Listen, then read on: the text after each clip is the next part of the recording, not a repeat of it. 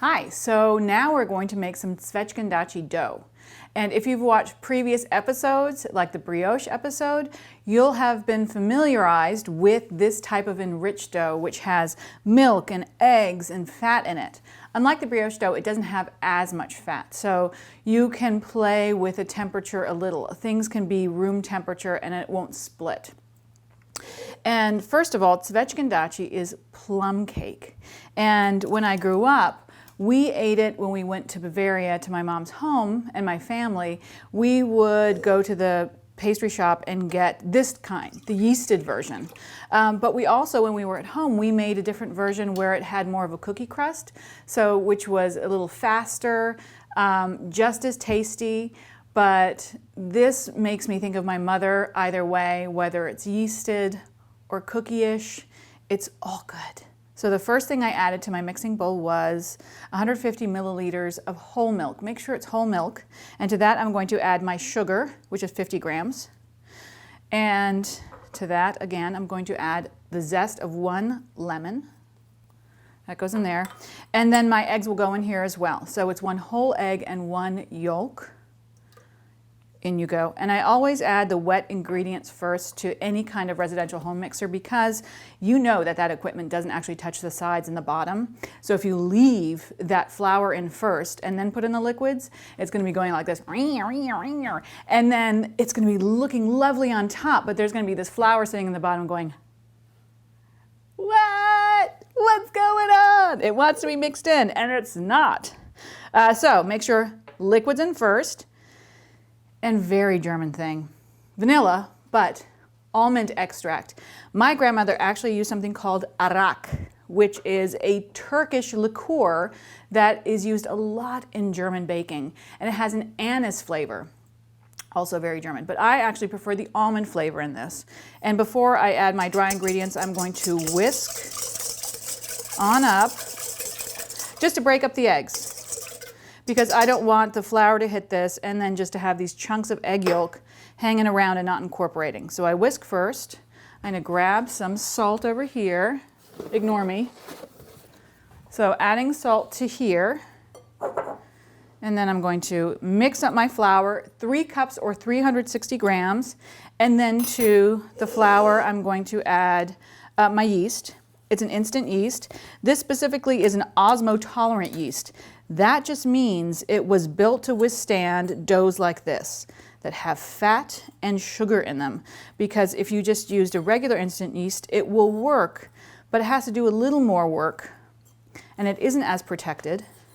So what you want to do, if you can find it, is that osmo yeast will work in tandem with the sugars and the fats a little more easily. It's a little more tolerant. Now I'm going to add my flour, and you'll notice maybe that over here I have my butter, and it's cold butter. You can use room temperature butter, but what I do is this is a European butter. You can use just your regular old American butter, but what I do when it's cold, I grate it so it's nice and fluffy, and it keeps that temperature nice and cool of the dough, which is kind of important with these kinds of high-fat doughs, but it incorporates more quickly than if you just added it in chunks, so it's nice and fluffy. That's how I like to do it. So this is my mom's mixer. I inherited it, and I love it so much. It's missing some components. It's like missing the little knob here. It is always on, so when I want to start mixing, I plug it in, and when I stop, I have to unplug it. But she had this since I don't know how long, since I can remember. And it has never broken down. So whenever I test recipes, when I'm baking for us at home, I always use this, and I think of my mom, and I know it's just a workhorse. It's gonna work for everything. And so this is a dough that needs a little work, and I touch it every once in a while to make sure it's not getting too hot. And then if it is, I will stop it because this puppy, I don't wanna break it. But it's pretty great. This one has gone through so many really tough doughs for me without a problem, knock on wood.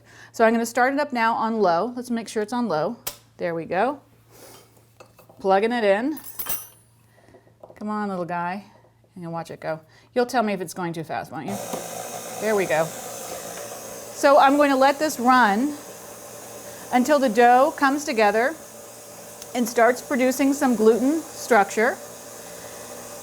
And I want to do that first before adding the butter. If I added the butter too soon, there would be too much fat in there, impeding gluten development. Because what fat does with gluten, it does something lovely. It tenderizes it, because what it will do at the beginning is coat some of that flour in, I call them fat spanks. So butter is like spanks of baking, because what it will do to the gluten is that it coats that flour and it impedes gluten development because the moisture can't get in. So I hold it back so I can produce some gluten first so I don't have to be mixing so long. It's still a long mix, 10 to 15 minutes, but not that long compared to adding the butter right away.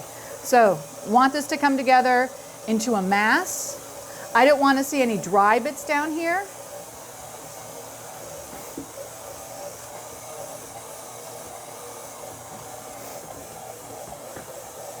It's going to look a little shaggy. That is okay. But I do want it to come together.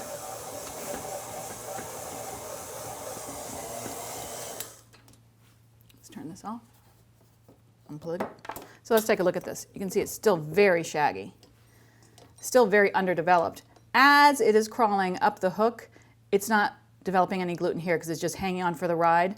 So you want to make sure that every once in a while, when that starts happening, is to drag it down and put it back in the bowl. So still a little too shaggy before I add the butter, but it's getting there. Now it's cohesive. It's picked up, from what I can see, most of the dry stuff from the bottom.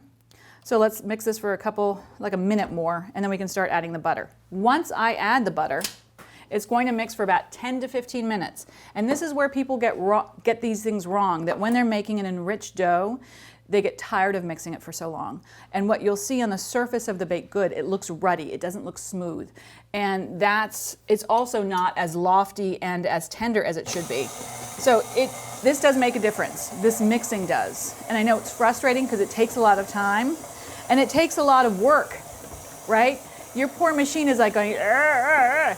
So every once in a while, let it stop, feel it, make sure that it's cooled down. And as it starts developing more and more, it has more and more structure. That means it will also be less sticky. So if you want to start working it on the counter, that's a great time to do it. So you can let it mix in here for 5 to 7 minutes. Give your mixer a break and start mixing it by hand here.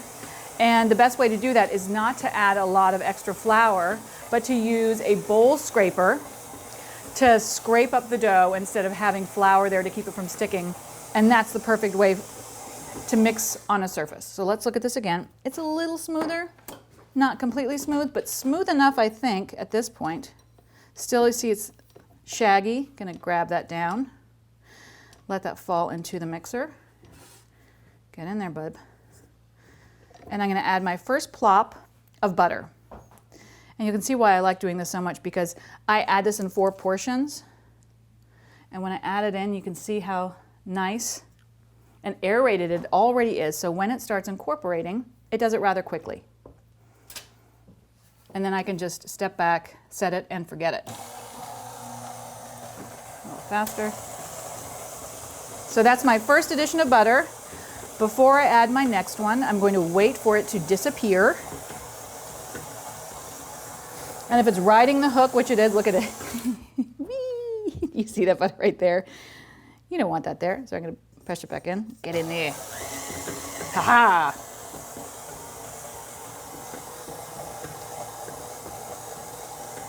Let's put our next little plop in there. I'm going to try to aim towards the bottom of the mixer so it doesn't ride up the hook again. And 1, 2, got it. Perfect. Got some here, get that down. And what you'll notice too is that as you start adding this fat and it starts getting incorporated, the dough starts to spread out a little bit. It gets a little more sticky.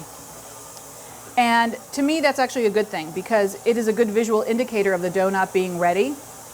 Once the dough is ready, it will start picking up from the bottom and sides of the dough. It will look smoother and it will actually start making a noise like it's the thwap, thwap, thwap. I'll take that down, add another bulk of butter. I plugged this the wrong way, put this down. Ready? And we'll start.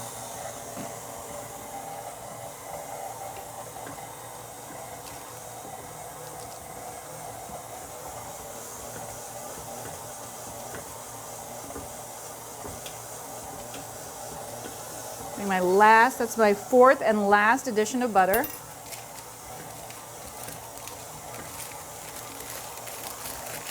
And you can hear it too. At this point, it just sounds sticky.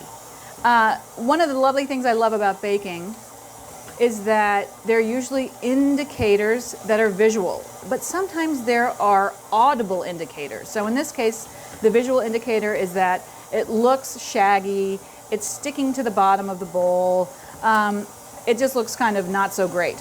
On the other hand, I also hear it sounding sticky, so if I'm kind of not getting a visual of my mixing bowl, I can hear that it's not ready either. And then as it starts coming together correctly, it will start going thwap, thwap, thwap, like a dog's tail whacking against the door when it wants to go outside.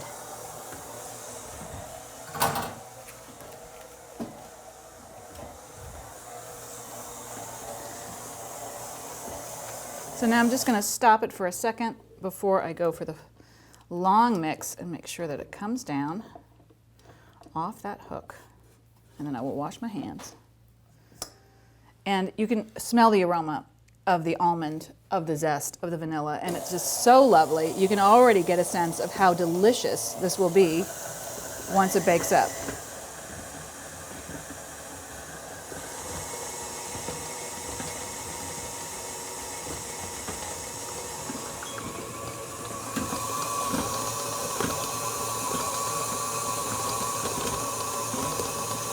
I'm going to stop it now.